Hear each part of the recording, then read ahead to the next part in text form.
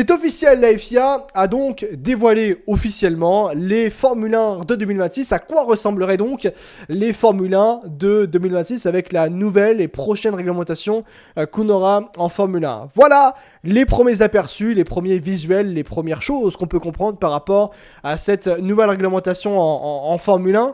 Elles sont très belles. Moi, j'aime énormément cette nouvelle réglementation déjà de visuel avant de rentrer réellement dans les détails de cette nouvelle réglementation.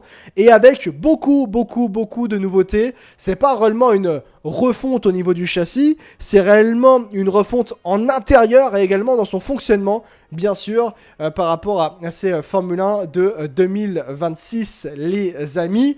Notamment aussi, il est bon de voir que justement par rapport à cette réglementation 2026, le but c'est d'avoir un concept de monoplace, concept dit de voiture agile. Voilà, c'est important de noter ça, le concept dit de voiture agile pour rendre justement les monoplaces, je vais vous retrouver ça, j'ai écrit mon petit texte qui est là, pour justement donc le concept de voiture agile, qui est un des points centraux réellement de cette nouvelle réglementation en Formule 1, qui a pour but donc d'améliorer l'aptitude à la course, les batailles en piste, et donc également donc de rendre des courses beaucoup plus serrées, avec donc des F1 plus courtes, plus étroites, plus légères.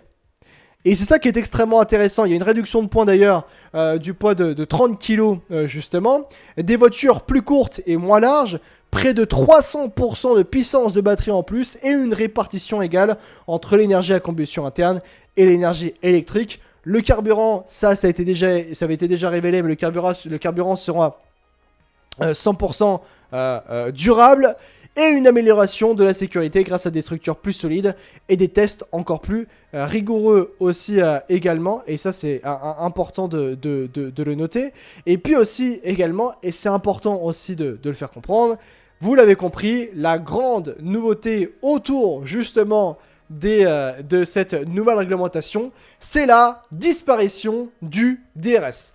Le DRS tel que l'on le connaît en Formule 1 à l'heure actuelle n'existera plus en 2026.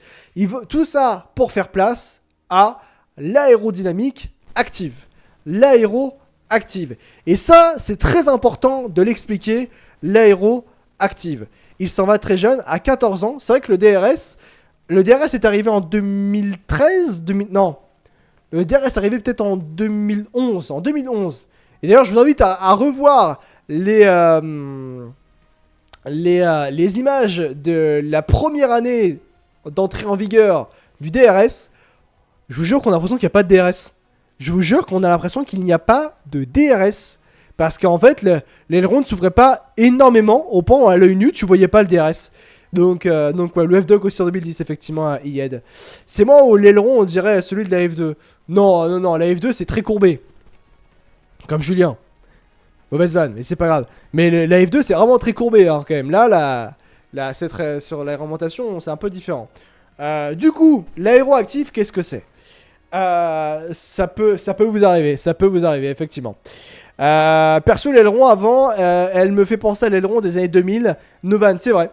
Les F2, c'est un parachute, exactement.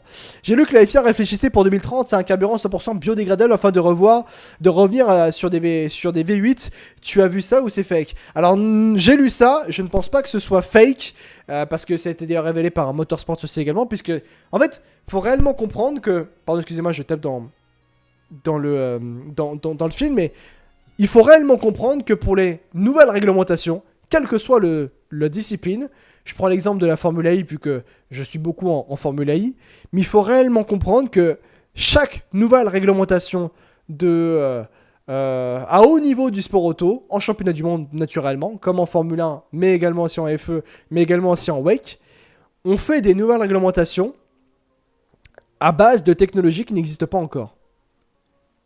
C'est vraiment ça important de prendre ça en compte. En Formule I ou même en Formule 1, on fait des nouvelles réglementations à base de technologies qui n'existent pas encore. Et c'est ça, moi, qui me fascine avec le sport auto, c'est qu'on est obligé de créer des nouvelles technologies, des nouvelles manières de faire pour donc réaliser un progrès monumental et pour arriver à un résultat final via des nouvelles technologies. Et en fait, ce qui me fascine avec le sport auto, c'est qu'on crée des choses avec des choses qui n'existent pas encore. Et c'est ça, sur la base de choses qui n'existent pas encore en fait. Et c'est ça qui est fantastique.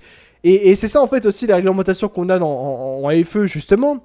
C'est que la Gen 3 qu'on a à l'heure actuelle, qu'on veut Gen 3, et la Gen 3 Evo qui va arriver, et la Gen 4 qui va arriver, c'est que la Gen 4, on pense à la Gen 4, à la Gen 4 qui va être une monoplace absolument surpuissante.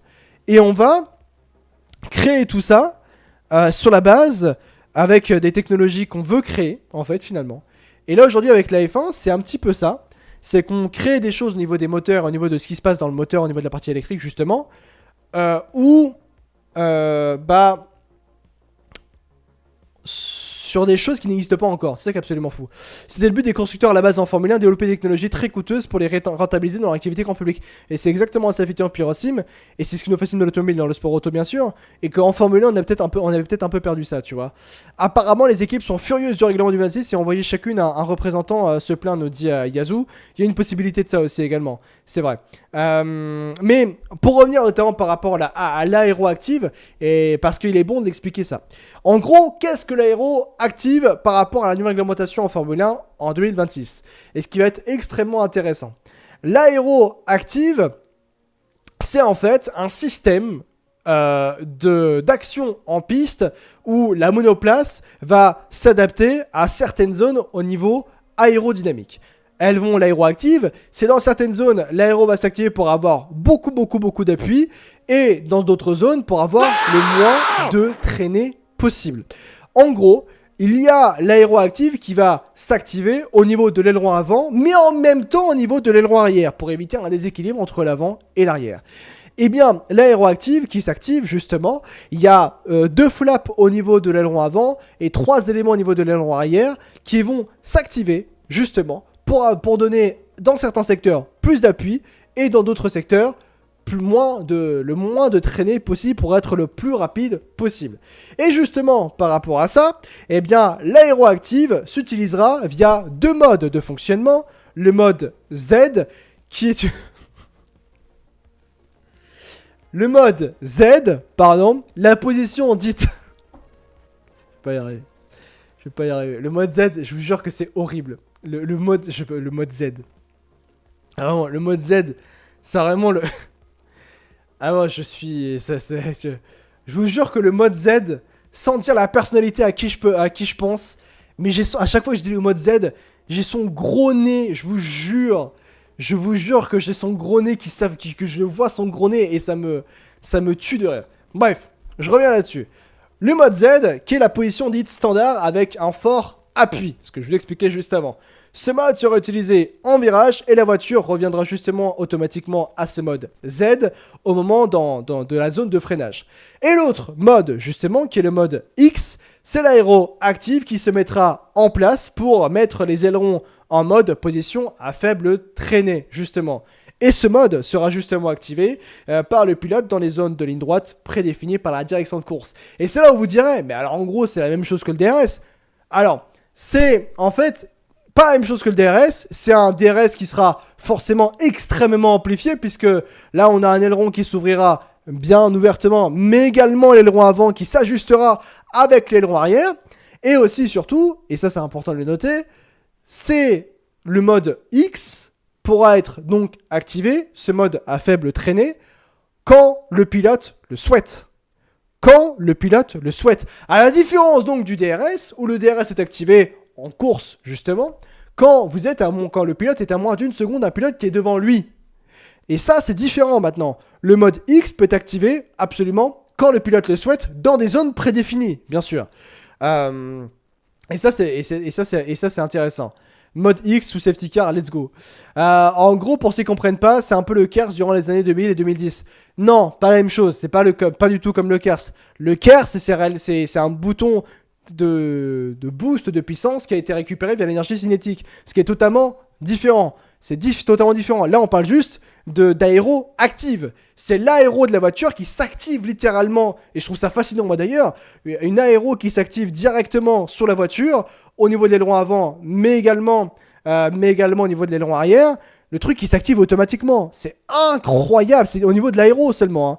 C'est réellement au niveau de l'aéro. Donc c'est totalement différent par rapport au KERS et par rapport à des équivalents qu'on peut avoir, qu'on a pu avoir par le passé en Formule 1. Perez, il va faire de l'entente openeuse. Alors sachez qu'en plus, et c'est un point de noter, il faut savoir que il y a quelques semaines, avant la révélation donc de la réglementation 2026 de Formule 1, eh bien, il faut savoir qu'il y avait eu beaucoup d'interrogations, beaucoup de questionnements autour justement de cette nouvelle réglementation parce que l'aéroactif dans les simulations fonctionnait absolument mal et il y avait des décrochages perpétuels en ligne droite notamment parce que l'aéroactif fonctionnait mal et qu'on avait du mal à calibrer l'aéroactive. Et là désormais les choses semblent avoir été justement rééquilibré justement pour permettre l'officialisation de cette nouvelle réglementation. Il y a aussi d'ailleurs, et c'est intéressant, pour aider une voiture suiveuse, un mode override sera désormais instauré. Il s'agit d'un surplus de puissance afin de créer de meilleures opportunités de dépassement. Donc un peu comme un push-to-pass, je pense d'ailleurs. Yann Monchot, qui est d'ailleurs directeur technique des monoplaces de la FIA, qui je crois travaillait du côté de chez Sauber à l'époque. En 2026, il y aura la fonction Override qui fonctionne de manière similaire au DRS. Si vous êtes à une certaine distance avant la fin d'un tour de la voiture qui vous précède, pour le tour suivant, vous aurez la possibilité d'utiliser plus d'énergie électrique que votre adversaire. Ah, d'accord. Ok, donc c'est un push-to-pass mélangé à un système de DRS, il faut se rapprocher de... Ok. Oh, c'est fou. Une fusion entre le DRS, l'attaque mode et le push-to-pass. Ah ouais, mais là, c'est exceptionnel. Hein. Est-ce que le fan boost arrivera en Formule 1 aussi? C'est une bonne question, ça. Non, mais... Ah non, c'est bien, hein. Mais au moins... Là, en vrai, là, il y a... ça crée beaucoup de choses. En vrai. Ça crée beaucoup de choses. Ah, alors, attendez. Il y a quelqu'un... Il y a Rémi. Je sais pas si Rémi, t'es dans le chat ou pas. Attendez. Ce que je viens de voir... je viens de voir, effectivement, la news comme quoi il y a des écuries qui seraient pas contentes du tout. Comme on vient de me le dire, effectivement. Je sais pas si Rémi Limina est dans le chat. Mais... Je sais pas qui est la source de ça. Je sais pas qui est la source de ça, vraiment, pour le coup. Apparemment, aujourd'hui... Ça a été... Ah, c'est toi qui m'as mis ça? Est-ce que oui, c'est toi qui m'as mis ça, tiens, justement. Alors, apparemment, aujourd'hui a été une journée assez chaotique avec la publication de ces nouvelles réglementations. J'ai été informé que chaque équipe a envoyé un représentant technique pour rencontrer la FIA au sujet de la publication des règlements à un moment donné aujourd'hui. Apparemment, les règlements publiés n'ont jamais été finalement approuvés par toutes les équipes et au moins 2 équipes menacent de se retirer de la série si elles continuent comme elles sont publiées aujourd'hui. Il y a beaucoup de membres de l'équipe en colère sur la grille. Après avoir creusé un peu plus, les préoccupations concernent spécifiquement l'aéroactif des ailerons avant et ailerons arrière qui ne seraient pas contrôlés par le pilote mais déclenchés via des systèmes de contrôle et des logiciels. Les équipes estiment qu'il s'agit d'un risque énorme en cas d'échec.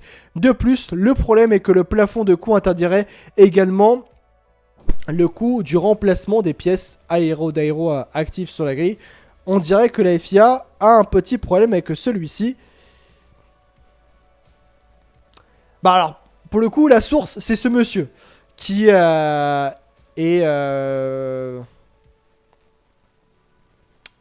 Ouais, Voilà, c'est lui la source, du moins. Je vois qui c'est. Je vois qui c'est. C'est quelqu'un qui est assez connu, notamment sur les réseaux, pour un créateur de contenu qui est assez connu au niveau de la mécanique des fluides et ainsi de suite. Je pense pas que ce soit source, t'inquiète, pour le coup. Je ne pense pas que ce soit source, t'inquiète. Et il avait spoil la réglementation hier. Ah ouais? Fais voir.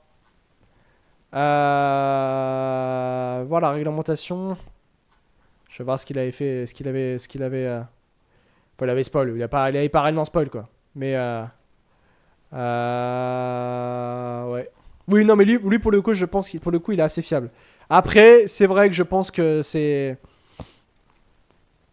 Je pense qu'un Motorsport va avoir la même source dans quelques instants, quoi.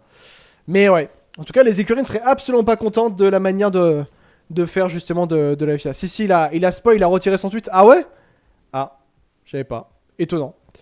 Étonnant. Donc, ouais. Alors après, par rapport à ça, on attend d'avoir plus de news par rapport à cette information, et c'est forcément une information très intéressante.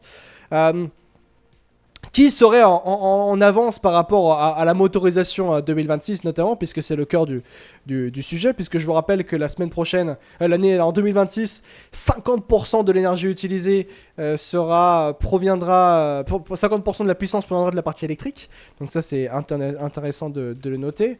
Je crois que c'est We Are The Race qui avait notamment expliqué la partie motrice, je vais prendre ça d'ailleurs, 2024-2026. Voilà. Je cherche au niveau du moteur. Le MGUH est éliminé. Le ICE Power Reduced from 150 to 400 kW. C'est OK. Le MGUK Power Increase from 120 kW to 350 kW. Double de l'énergie utilisée provient de... Ah, ça c'est bien. Bon, il faut un peu comme de la Formule E, quoi. Doublement l'énergie... récupérer reviendra justement du freinage. Le manual override mode, oui, voilà, ça on en avait parlé. Et après, moule substitute of fuel, donc 100% de l'énergie. Ce sera de l'énergie. Non, ce sera du. Je vais y arriver. Ce sera de l'essence 100% renouvelable. Voilà, exactement. 6 motoristes beaucoup plus intéressant qu'en 2014, d'ailleurs, avec seulement 3. C'est vrai, d'ailleurs, c'est vrai. Tiens, tu vas bien le noter. Mais ça va, on va bien se régaler hein, en 2026 par rapport à tout ça. Donc ouais, et d'ailleurs aussi également, je crois que c'est oui, c'est effectivement la comparaison, donc du coup, puisque les monoplaces seront plus petites et plus légères d'ailleurs. Mais l'empattement, tu vois quand même qu'on gagne bien au niveau justement de la longueur avec l'empattement. On est monoplace bien plus petite quand même, faut le dire. Et ça, c'est plutôt intéressant de voir ça. Very good English. Ah bah si tu veux, je peux te le dire en anglais, mais j'essaie de traduire. En fait, le problème qu'on a, nous, en tant que Français, c'est que... malheureusement, parfois, je réfléchis en français et en anglais en même temps, et c'est compliqué après de traduire. Mais maintenant, si tu parles... Après, si tu fais vraiment bien en anglais, tu réfléchis en anglais, tout va se passer bien, tu vois. On pourra faire des dépassements à Monaco, en fait. Peut-être. Plus qu'à mettre un V8 dedans et comeback année 2000, nous dit MaxP dans le chat. C'est vrai. Mercedes, je vous rappelle. Mercedes semble être l'écurie réellement en tant que... les Mercedes semblent être l'écurie en avance par rapport à la motorisation 2026. C'est peut-être pour ça aussi que Carlos Sainz veut signer du côté de chez Williams plutôt que du côté de chez Audi, parce qu'il a confiance dans le projet, effectivement, dans le projet Williams et donc dans le moteur Mercedes pour remettre Williams dans le droit chemin et arriver en 2026 avec un moteur qui bombarde et voir peut-être Williams de nouveaux avant-postes en 2026. Voilà. Mon rêve, Mercedes domine à nouveau. Il y en a marre de ne pas être heureux le dimanche. Et c'est peut-être aussi surtout pour ça que Max Verstappen peut estimer qu'une signature du côté de chez Mercedes en 2026, pour 2025 et donc 2026, peut être forcément attrayante vis-à-vis du moteur qui arriverait et qui pourrait être absolument excellent. Toujours heureux pour les réglementations moteurs, c'est top. Hein. Oui, toujours. Bah là, il se prépare. Hein. Il se prépare bien, du moins. Donc ouais, les amis. Donc voilà, par rapport à la réglementation 2026.